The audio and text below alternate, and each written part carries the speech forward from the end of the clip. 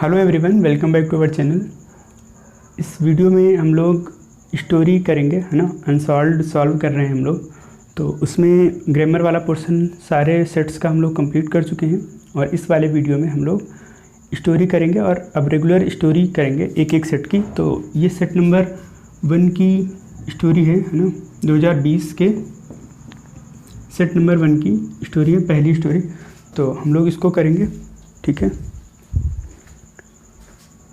तो स्टार्ट करते हैं। पहला सेंटेंस लिखा है, हम सभी जीवन में बड़ा मुकाम हासिल करना चाहते हैं, ठीक है। हम सभी जीवन में बड़ा मुकाम हासिल करना चाहते हैं। तो हम सभी के लिए हम लोग स्टार्ट करेंगे ऑल ऑफ अस, ठीक है। ऑल ऑफ अस।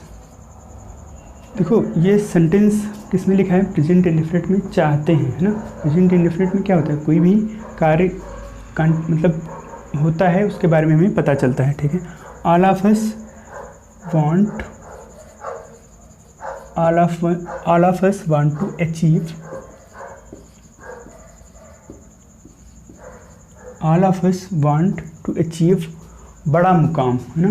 तो मुकाम मतलब कह लो एक तरह से लक्ष्य, है ना। All of us want to achieve a big goal in life.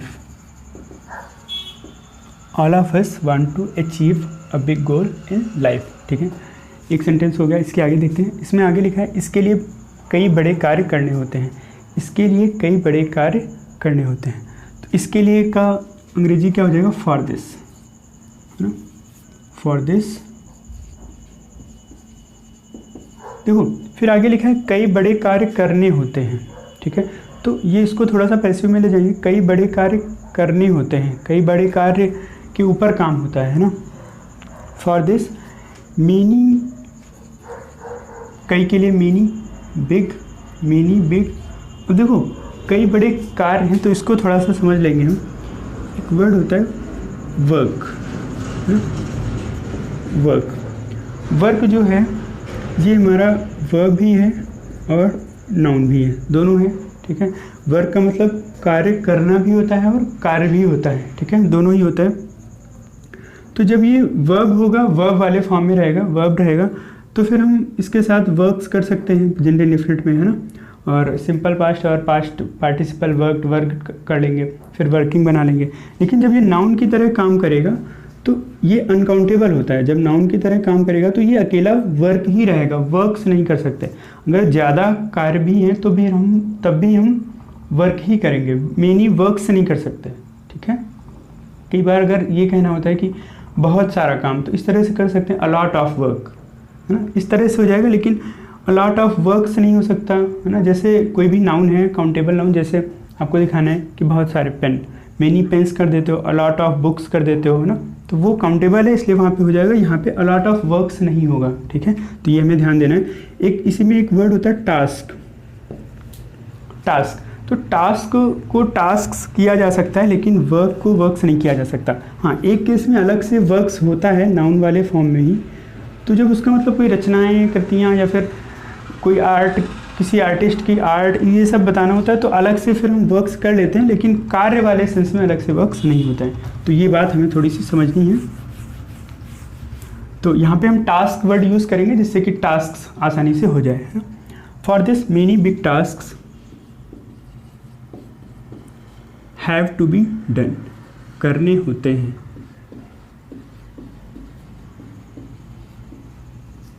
ठीक, इस तरह से हो जाएगा।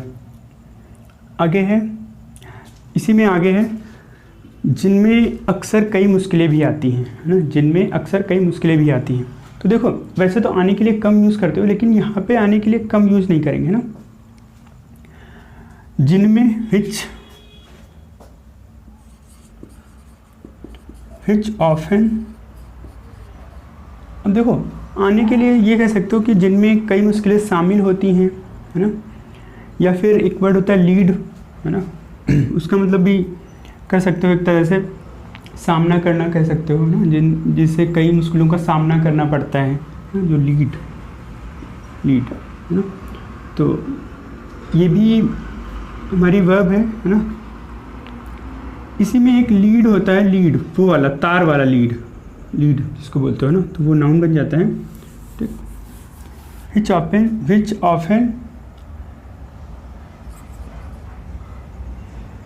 ऑफन लीड टू कर लो या फिर इन्वॉल्व कर लो, विच ऑफन लीड टू मीनिंग, कई मुश्किलें हैं तो मीनिंग डिफ़िकल्टीज़।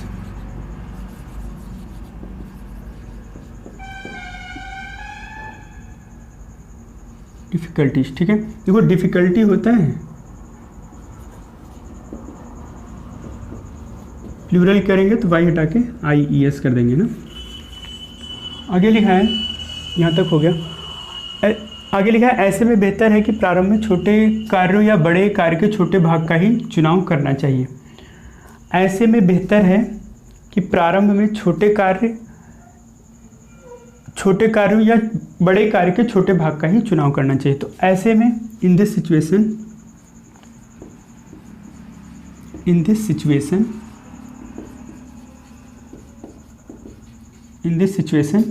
ऐसे में बेहतर है, it is better, in this situation it is better,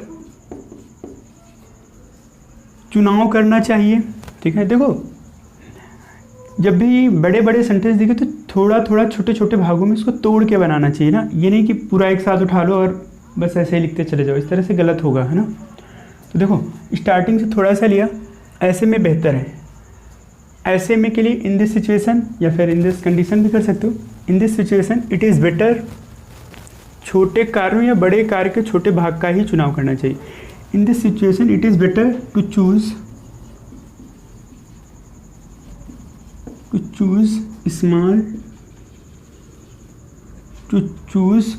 small tasks और बड़े कार्य का छोटा भाग, और स्मॉल पोर्शन, पार्ट भी कर सकते हो, small portion of a big task. ठीक, ये इतना हो जाएगा। In this situation it is better to choose small tasks और small portion of a big task, छोटे कार्य या फिर बड़े कार्य का छोटा भाग। ठीक है, फिर आगे लिखा है ना कि संपूर्ण कार्य को एक साथ करने के लिए व्याकुलता उत्पन्न करनी चाहिए। अब देखो ना कि के लिए जैसे कर सकते हो बजाय इसके, है ना, कि अपेक्षाकृत, तो इसके लिए एक वर्ड होता है रादर देन,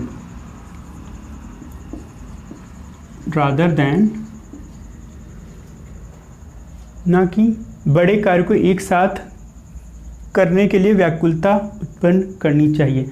रादर देन, अब उत्पन्न करने के लिए क्रिएट बोल सकते हो, है ना। व्याकुलता के लिए डिस्ट्रैक्शन एक वर्ड होता है, डिस्ट्रैक्शन, रादर देन। डिस्ट्रैक्शन मतलब होता है व्याकुलता, है ना, व्याकुलता उत्पन्न करना नहीं हो जाएगा डिस्ट्रैक्शन का मतलब, है ना। तो थोड़ा सा ऐसे समझेंगे, रादर देन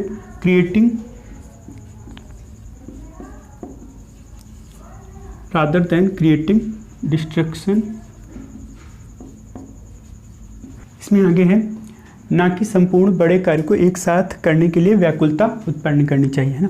तो हमने बना लिया rather than creating distraction, to do, करने के लिए, to do the whole task, to do संपूर्ण कार्य, to do the whole task at once, है ना।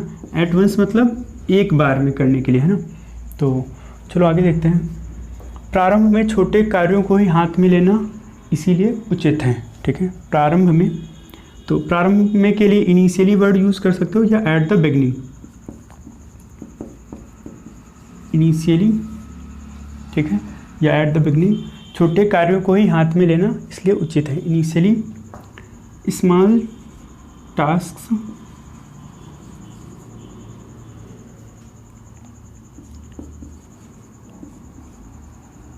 Tasks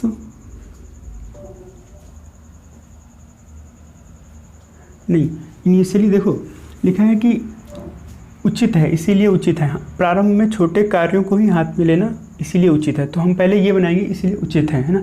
initially it is appropriate, it is appropriate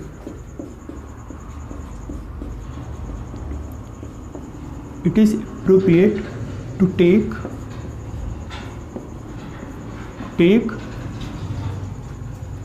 छोटे कार्यों को, है ना, टू टेक।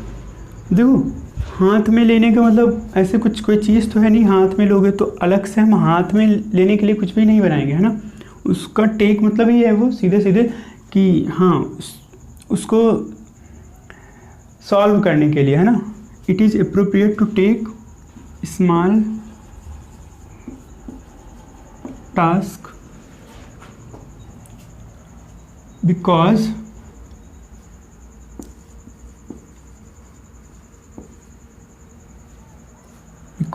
क्योंकि वे आसानी से पूरे किए जा सके, ना।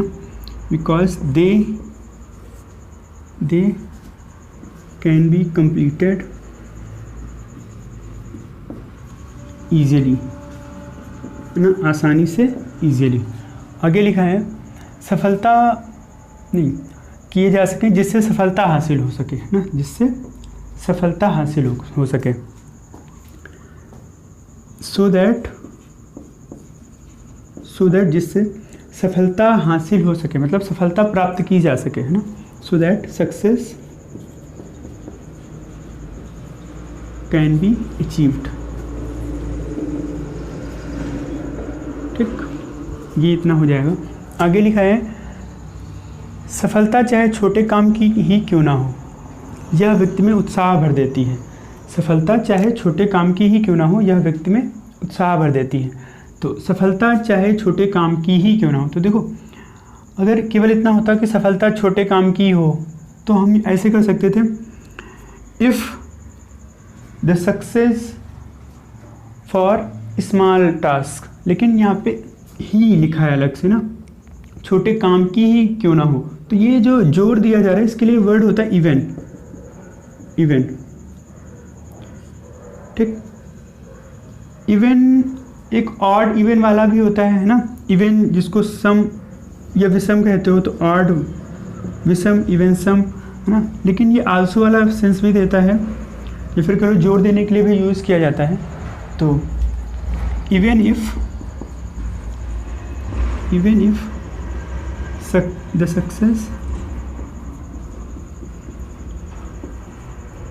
success of small work या टास्क, ठीक है, यह व्यक्ति में उत्साह भर देती है। is fills a person,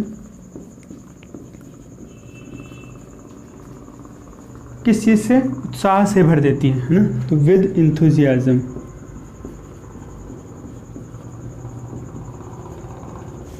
ठीक, उत्साह से भर देती है। तो पूरा क्या बना लिया, even if the success of small work is fills a person with enthusiasm. ठीक है, आगे है जो उसे बड़े काम करने के लिए शक्ति प्रदान करती है, which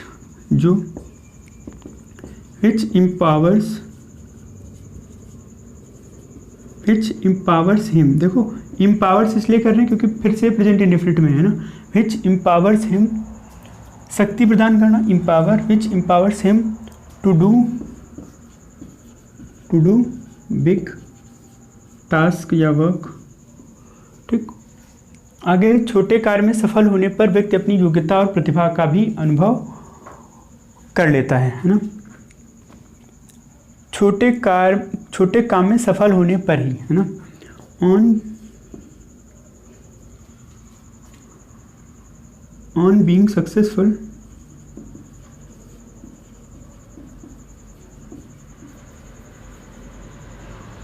सक्सेसफुल छोटे कार्यों पर, है ना, ऑन बीइंग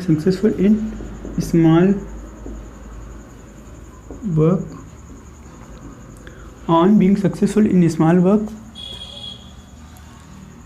व्यक्ति अपनी योग्यता और प्रतिभा का अनुभव भी कर लेता है। अ पर्सन एक व्यक्ति, अ पर्सन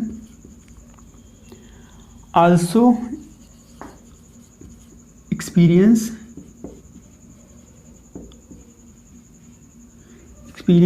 टू हिज योग्यता और प्रतिभा,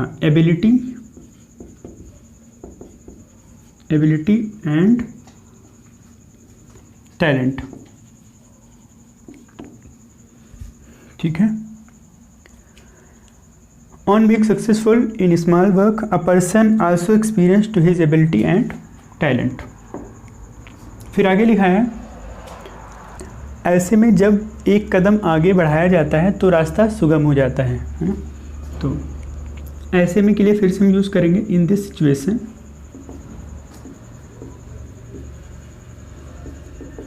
इन दिस सिचुएशन, ऐसे में जब एक कदम आगे बढ़ाया जाता है, when